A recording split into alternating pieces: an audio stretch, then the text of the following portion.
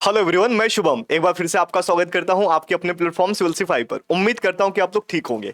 आज की जो हमारी क्लास है बहुत ज़्यादा इंपॉर्टेंट है उन बच्चों के लिए जो एसएससी या किसी भी कॉम्पिटेटिव एग्जाम की तैयारी कर रहे हैं, क्योंकि ये जो क्लास है वो संविधान संशोधन के बारे में है। अब तक हमने जो पहली क्लास थी इसकी 49th अमेंडमेंट तक देख लिया है। आज उसी के क्रम में हम आगे देखेंगे, साथ में आज की क्लास को हम कंप्लीट कर देंगे पूरा अमेंडमेंट को लेकर के। ठीक है, तो आइए स्टार्ट करते हैं। अब तक हमने पिछली क्लास में 49 तक देख लिया था, तो अब यहाँ स्टार्ट करेंगे 42। जितने इंपॉर्टेंट है सिर्फ वही देखेंगे। ठीक है, तो यहाँ पे क्या स्टार्ट करने वाले हैं, 52 नंबर का अमेंडमेंट के बारे में। तो 52 किससे संबंधित था? ये था दल बदल कानून को लेकर के। ठीक है, कब आया था? ये आया था 1985 में, इसको ध्यान रखना। और इसको लाया किसके द्वारा गया था? राजीव गांधी सरकार द्वारा लाया गया था। इसका उद्देश्य क्या था? सांसदों और विधायकों को पार्टी बदलने से रोकना, ताकि राजनीतिक स्थिरता और नैतिकता बनी रही। होता क्या था पहले के समय में कि लोग कभी भी इस पार्टी में कभी उस पार्टी में जा रहे हैं, उससे क्या हुआ ना, उनके विचार आपस में मेल नहीं खाते थे। कभी यहाँ पे जाके कुछ बयान दे दिया, वहां पे जाके कुछ बयान दे दिया, इससे जो पार्टी रहती थी ना कभी भी टूट जाती थी। अब इससे क्या होगा कि भैया अब स्थिर बना रहेगा। ठीक है, और इसी के साथ ही नया शेड्यूल जोड़ा गया, कौन सा? 10वें नंबर का। तो यह ध्यान रखना कि जो 52 अमेंडमेंट था, इससे क्या जोड़ा गया?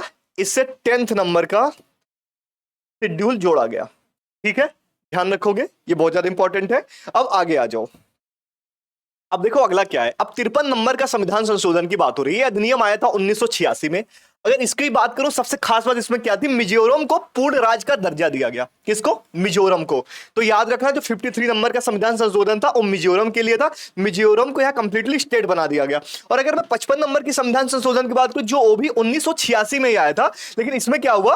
अरुणाचल प्रदेश को पूर्ण राज्य का दर्जा दिया गया। ठीक है, इसको ध्यान रखोगे, बहुत ज्यादा इंपॉर्टेंट है। दोनों ध्यान से देख लो, 53 एंड 55। 53 मिजोरम के लिए था, 55 अरुणाचल प्रदेश के लिए था। अब आगे आ जाओ। अब चरण 56 नंबर के संविधान संशोधन की बात हो रही है, जो आया था 1987 में। और अगर उद्देश्य की बात करूं, इसका एकमात्र ऐसा उद्देश्य था कि गोवा को इसको पूर्ण राज्य बनाना है। ठीक है, तो यहां पे गोवा को भी पूर्ण राज्य बना दिया गया। तो मतलब मैंने आपको 53 बता दिया, 55 बता दिया, 56, ये सारे के सारे स्टेट बनाने को लेकर के था कि उनको पूर्ण राज्य बना दिया जाए। और अगर मैं 61 की बात करूं, 61 में क्या था? 61 में था कि आर्टिकल 326 में संशोधन किया गया। इसमें यह था, सबसे इंपॉर्टेंट है, यहां पे यह पूछा जाता है कि कौन सा ऐसा एक संविधान संशोधन था जो मतदान देने की जो उम्र थी वोटर की 21 वर्ष से 18 वर्ष कर दिया गया। तो आप क्या बताओगे? 61 नंबर का 1989 में हुआ था कि जो मतदान देने का जो राइट है, जो 21 साल हुआ करता था, अब 21 से 18 साल हो गया। और 56 में एक इंपॉर्टेंट और भी हुआ था कि यह था दमन दीव को यूटी बना दिया गया। पहले से था, इसको और आगे के लिए कंटिन्यू रख दिया गया कि दमन दीव आगे भी यूटी ही रहेंगे, इनको राज्य नहीं बनाया जाएगा। ठीक है, और गोवा को पूर्ण तरीके से राज्य बना दिया गया। किसमें? 56 में। और 61 मैंने आपको सबसे खास बात क्या बताई? 61 में सबसे खास बात यह है कि जो मतदान देने के जो वोटर की जो एज थी पहले 21 साल थी, 1989 तक। लेकिन 1989 में संविधान संशोधन हुआ 61 नंबर का। फिर क्या हुआ? 21 साल से 18 साल कर दिया गया। ठीक है, इसको ध्यान रखना, ये बहुत ज्यादा इंपॉर्टेंट है। यहां से क्वेश्चन तो हमेशा पूछा जाता है, चाहे आप किसी भी कॉम्पिटेटिव एग्जाम की तैयारी कर रहे हो। अब बात करते हैं 65 नंबर का संविधान संशोधन। इसमें क्या हुआ था? इसमें एसटी एससी का एक संवैधानिक आयोग बनाया गया। अभी तक कोई ऐसा आयोग नहीं था राष्ट्रीय अनुसूचित जनजाति और जनजाति, जाति और जनजाति को लेकर। यह ध्यान रखना, जनजाति और जाति। अगर एससी आएगा तो यह क्या होगा?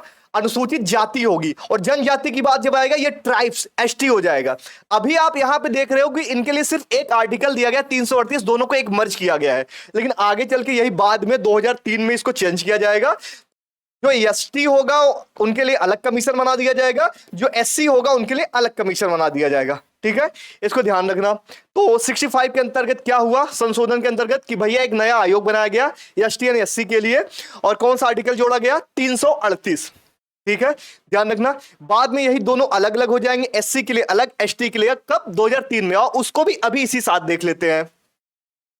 तो 89 नंबर का संविधान संशोधन हुआ, 89 नंबर का। इसमें दोनों के लिए अलग अलग आयोग बनाया गया। तो हुआ क्या? जो एससी कमीशन था 338 को चेंज कर दिया गया।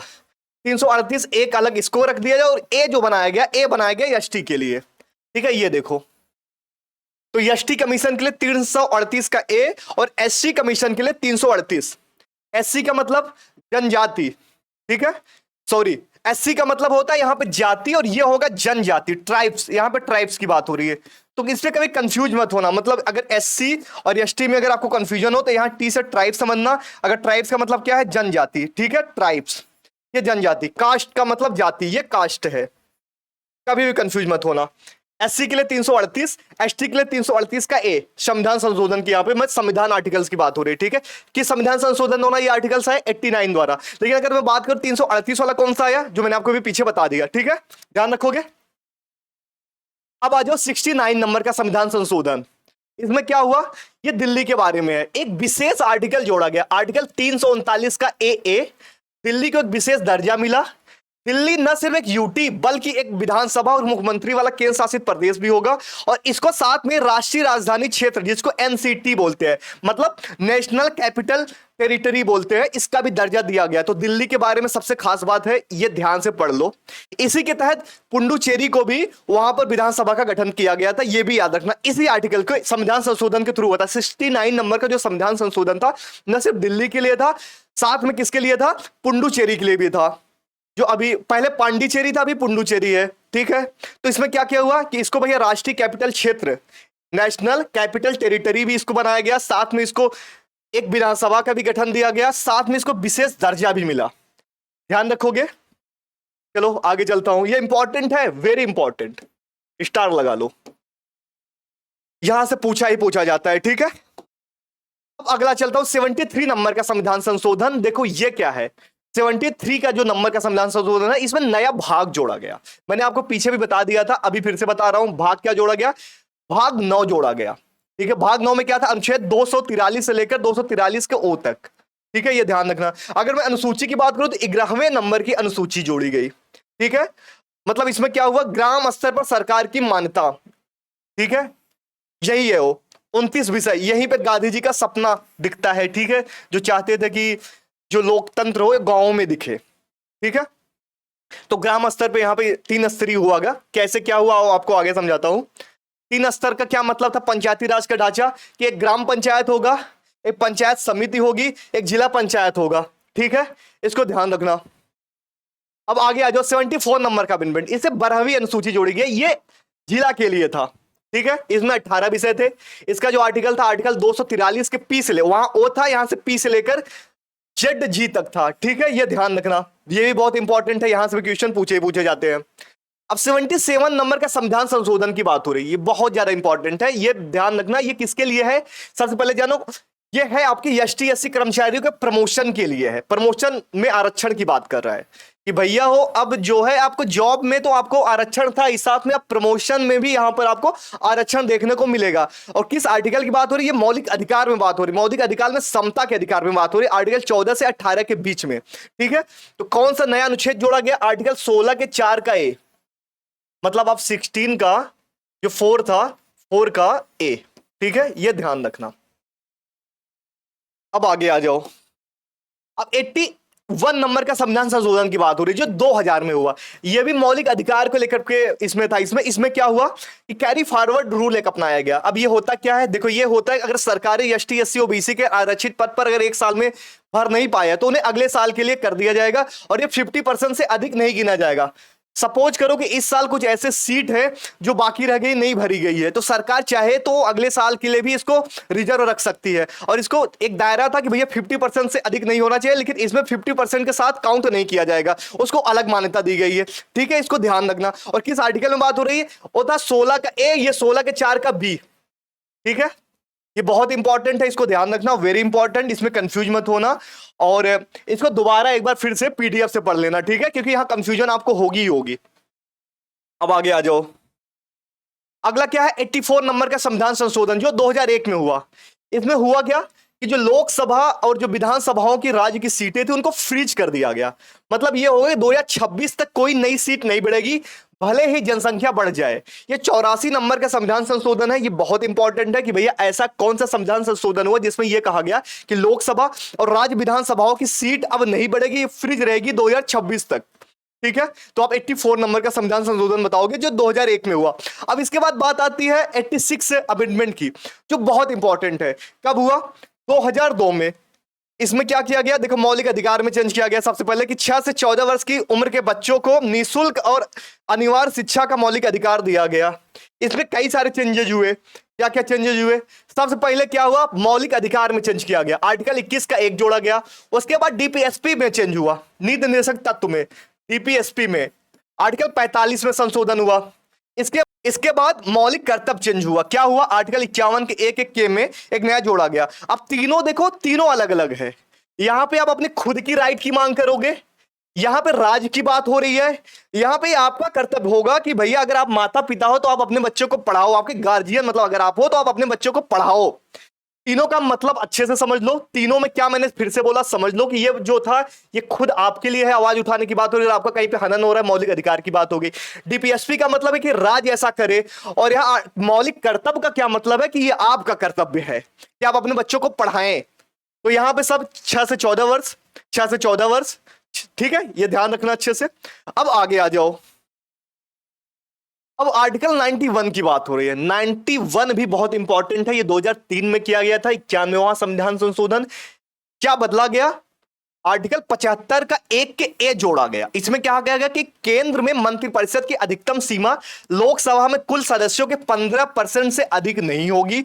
यह ध्यान रखना, ये क्या बोल रहा है कि भैया जो लोकसभा में कुल मंत्री हैं, मंत्रिपरिषद में 15% से अधिक उनकी संख्या नहीं होगी लोकसभा के। आर्टिकल 164 का एक के क्या जोड़ा गया, सेम वही बात है कि भैया 12 मंत्री से अधिक नहीं होगा विधानसभा में, मतलब 15% से अधिक नहीं होगा और मैक्सिमम 12। और क्या हुआ, 10वीं अनुसूची में संशोधन हुआ, दल बदल करने वाले अध्यक्ष हो चाहे उपाध्यक्ष हो ये अब अयोग्य घोषित हो जाएंगे। पहले क्या होता था, जो अध्यक्ष या उपाध्यक्ष होते थे दल बदल कर लेते, दूसरे पार्टी में चले जाते थे। अगर अब ऐसा करेंगे भैया अयोग्य घोषित हो जाएंगे। अगर एसपी में है, मान लो बीजेपी में चले गए तो ये तुरंत अयोग्य घोषित हो जाएंगे। ठीक है, ये ध्यान रखना। ऐसा इसलिए बनाया गया जिससे जो पार्टी है स्थिर रहे। अब 93 नंबर का संविधान संशोधन की बात हो रही है। यह कब हुआ, यह 2005 में हुआ। इसके बारे में बात करूं, आर्टिकल 15 में एक नया क्लास जोड़ा गया। क्या जोड़ा गया, आर्टिकल 15 का 5। इसमें क्या है, जिससे सरकारें अब किसी भी शैक्षणिक संस्थान चाहे वो प्राइवेट हो या गवर्नमेंट हो, यह ध्यान रखना, में एसटी एससी ओबीसी के लिए आरक्षण दे सकती है। लेकिन जो आर्टिकल 30 के 1 के अंतर्गत आता है, 30 के 1 के अंतर्गत अगर कोई संस्था अगर स्थापित की गई है तो वहां पर यह रूल लागू नहीं होगा। मतलब अल्पसंख्यकों के लिए अगर ऐसा कोई विद्यालय खोला गया तो वहां पे राज्य सरकार आरक्षण का प्रावधान नहीं करेगी। ठीक है, नहीं कर सकती, ऐसा नियम बनाया गया है आर्टिकल 30 के 1 के अंतर्गत अगर कोई भी स्कूल या कोई संस्था खोली गई है। लेकिन अगर बात हो रही है कि कोई भी इसके अलावा हो, चाहे निजी संस्था हो, चाहे प्राइवेट हो, चाहे गवर्नमेंट हो, वहां पे एसटी एससी ओबीसी के लिए प्रावधान कर सकती है। ठीक है, रिजर्वेशन की, ध्यान रखना इसको। अब आगे बात करते हैं 96 का जो अमेंडमेंट है, ये क्या है, उड़िया शब्द को बदलकर उड़ीसा कर दिया गया 8वीं अनुसूची में। टोटल कितना भाषा मैंने बताया था, 22 भाषा। स्टार्टिंग में 14 था, अभी मैंने लास्ट में आपको इसको पढ़ाया है। ठीक है, तो जो वहां पे जो उड़िया शब्द था उसको उड़िया कर दिया गया। ठीक है, अब बात करते हैं 97 नंबर का संविधान संशोधन 2011 में हुआ। इसमें क्या क्या हुआ ध्यान से समझो। सबसे पहले फंडामेंटल राइट में चेंज किया गया। आर्टिकल 19 के 1 के सी में जोड़ा गया कि नागरिक अगर कोऑपरेटिव सोसाइटी गठन करते हैं तो यह भी एक मौलिक अधिकार होगा। इसके बाद डीपीएसपी में क्या चेंज किया गया कि राज्य को निर्देशित है कि वह सहकारी समितियों का लोकतांत्रिक और स्वायत्त संचालन सुनिश्चित करे कि भैया आपका ये है, ये आपका क्राइटेरिया है, हम इसमें दखलंदाजी नहीं करेंगे। और इसके बाद क्या नई व्यवस्था एक और जोड़ी गई जो भाग 9 के बी में है, भाग 9 के बी में है। इसमें अनुसूची में क्या है कि आर्टिकल 243 के जेड से लेकर जेड टी तक जोड़ा गया। ठीक है, जिसमें कोऑपरेटिव के बारे में उसकी संरचना क्या है, संचालन क्या है, चुनाव कैसे होगा, कार्यकाल क्या होगा, सारी बातें उसमें कही गई है। आई होप आपको यहां तक समझ आया होगा खूब अच्छे तरीके से। और नहीं आ रहा है तो आप एक बार फिर से इस लेक्चर को दोबारा देख लेना, क्योंकि ये जो क्लास है ये केवल स्लाइड बेस्ड क्लास है। अगर आप चाहते हो कि मैं आपको इसे अच्छे से समझाऊं तो मैं नया वीडियो लेके आ जाऊंगा, बस आप मुझे कमेंट में बता देना। ठीक है, अब आगे आ जाओ। अब 99 नंबर का संविधान संशोधन की बात हो रही है, ये बहुत इंपॉर्टेंट है, लेकिन अभी ये हट गया है। क्या है, कॉलेजियम सिस्टम को हटा दिया गया। अब आपके मन में आ रहा हो कॉलेजियम सिस्टम क्या है, मैं अभी आपको आगे बता रहा हूं। इसमें क्या हुआ, इसके तहत एक एनजेएसी मतलब राष्ट्रीय न्यायिक नियुक्ति आयोग का गठन किया गया था, ताकि न्यायाधीशों की नियुक्तियां पारदर्शी और संतुलित हो सके। मतलब इसमें क्या होगा कि राज्य सरकार के सॉरी केंद्र सरकार के कुछ सदस्यों को इसमें जोड़ा जाएगा जो न्यायाधीश नहीं होंगे, मुख्य न्यायाधीश के अलावा। तो इसको नहीं माना गया, ठीक है, इसको सुप्रीम कोर्ट ने रद्द कर दिया, असंवैधानिक घोषित कर दिया। ये अमेंडमेंट अब लागू नहीं है। अब आपके मन में आ रहा कोलेजियन सिस्टम है क्या, तो मैं अब देखो, कोलेजियन सिस्टम का मतलब यह था जो 1993 में आया था। इसमें यह कहा गया था ना कि जजों के नियुक्ति के लिए भारत के जो सुप्रीम कोर्ट या हाई कोर्ट के जजों की नियुक्ति तबादला करने के लिए एक कोई कानून व्यवस्था वगैरह नहीं थी, तो इन्हीं के आधार पे अब तक होगा। मतलब ये जो चाहेंगे इसी के हिसाब से अब किया जाएगा। लेकिन ये क्या हुआ, 1993 से अभी चलती आ रही थी। बाद में ये हुआ जब 99 नंबर का संविधान संशोधन हुआ, उसमें ये कहा गया कि भैया इसमें सिर्फ आपके जजेज नहीं रहेंगे, हमारी सरकार के कुछ आदमी भी रहेंगे। तो इसको निरस्त घोषित कर दिया गया। सुप्रीम कोर्ट का यह कहना था कि हमारे मूल ढांचा के खिलाफ है कि इसमें सरकारी आदमी कोई नहीं होगा, जो होंगे सारे जजेज होंगे। तो इसलिए 99 नंबर का संविधान संशोधन उसको रद्द कर दिया गया 2015 में। ठीक है, आ जाओ आगे। ये समझ गए ना ये क्या विवाद था। अब 100 नंबर का संविधान संशोधन की बात हो रही है जो 2015 में हुआ था। ये वही है भारत बांग्लादेश जो 1974 का जो विवाद था उसी को लेकर के है कि 111 भूमि आदान प्रदान किया गया और इसी के जरिए पहली अनुसूची में बदलाव किए गए। और 101 संविधान संशोधन की बात करो 2001 में हुआ, 2016 में हुआ और ये जीएसटी से रिलेटेड था। बहुत इंपॉर्टेंट है, इसको ध्यान रखना। और अगर मैं बात करूं कौन सा नंबर का बिल था, 122 नंबर का ये बिल था और ये लागू कब किया गया, 2017 1 जुलाई को आधी रात को लागू किया गया। इसको ध्यान रखना, 1 जुलाई 2017 को इसको लागू किया गया। ठीक है, कौन से नंबर के संविधान संशोधन वाला बिल था, तो 122 नंबर का था। अब आगे आ जाओ। अब 102 नंबर का संविधान संशोधन क्या है, ये लागू हुआ 11 अगस्त 2018 को। यह था राष्ट्रीय पिछड़ा वर्ग आयोग को संवैधानिक दर्जा मिला। जैसे एसटी एससी को अब तक मिला था, लेकिन 2018 से पहले तक कोई ओबीसी को लेकर के कुछ नहीं मिला था। तो यहां पे आपको एनसीबीसी देखने को मिलेगा पहली बार। ठीक है, यह ध्यान रखना, यह बहुत इंपॉर्टेंट है। आगे चलूं, आ जाओ। अगला क्या है, 103 नंबर का संविधान संशोधन। ये क्या हुआ, ये ईडब्ल्यूएस को लेकर के था। ईडब्ल्यूएस बस इतना समझो, ईडब्ल्यूएस को लेकर के था 103 नंबर का संविधान संशोधन। ठीक है, किसमें किसमें चेंज हुआ था, आर्टिकल 15 और 16 के क्लास 6 में। आर्टिकल जो 15 और 16 क्लास 6 में चेंज हुआ था। ठीक है, ये ध्यान रखना। अब आ जाओ आगे। 104 नंबर का संविधान संशोधन क्या है, जो 2019 में हुआ था। अगर मैं विधेयक की बात करूं तो ये भैया ये था 126 नंबर का विधेयक था। इसमें क्या हुआ कि जो इंग्लो इंडियन से उनकी सीटें खत्म कर दी गई। एसटी एससी आरक्षण को संसद और विधानसभाओं में 10 साल के लिए फिर से बढ़ा दिया गया, मतलब 2020 से 2030 तक कर दिया गया। इसको मैंने आपको एक क्विक समरी दी थी कि कैसे 1950 1960 70 80 90 ऐसे ऐसे ऐसे बढ़ाते जा रहे हैं। तो अभी 2030 तक कर दी गई है। साथ में जो इंग्लो इंडियन वाला जो मामला था इसको खत्म कर दिया गया। मतलब क्या खत्म किया, आर्टिकल 331 333 पूरी तरीके से खत्म। यह ध्यान रखना। ठीक है, जो मनोनीत सदस्य होते थे, एक राज्यपाल के द्वारा किया जाता था, एक राष्ट्रपति के द्वारा किया जाता था, यह अभी कंप्लीटली खत्म कर दिया गया है। ठीक है, अब आगे आ जाओ। अब 105 नंबर के संविधान संशोधन की बात हो रही है, लेकिन ये कौन सा विधेयक है, ये 127 नंबर का विधेयक है। इसमें क्या कहा गया कि भैया राज्य भी अब अपनी ओबीसी की सूची बना सकते हैं। अभी तक ये केवल केंद्र सरकार यानी राष्ट्रपति को ये राइट्स था ये जो भी लिस्ट वगैरह बनाने का, लेकिन अब राज्य सरकार भी इस पर लिस्ट बना सकती है। इसको ऐसे समझो। ठीक है, 105 नंबर का जो संविधान संशोधन है राज्य के लिए है, राज्य अब ओबीसी की लिस्ट जारी कर सकती है। ये राज्य सरकार को दे दिया गया है ये वाला। ठीक है, इसको ध्यान रखना। और 106 नंबर पे आते हैं। 106 नंबर का क्या है, 106 नंबर का बहुत इंपॉर्टेंट है। अगर मैं ये अधिनियम की बात करूं तो 128 नंबर का ये अधिनियम है। ठीक है, और ये 106 नंबर का संविधान संशोधन है। संविधान संशोधन थोड़ा सा यहां पे मिस हो गया है, संशोधन ये यहां पे विधेयक रहेगा, विधेयक विधेयक। इसमें सिर्फ सिंपल सी बात है कि लोकसभा और राज्य विधान मंडलों में मतलब सभाओं में 33% महिलाओं को आरक्षण देने की बात कही गई है। ठीक है, आरक्षण दे दिया गया, ध्यान रखोगे।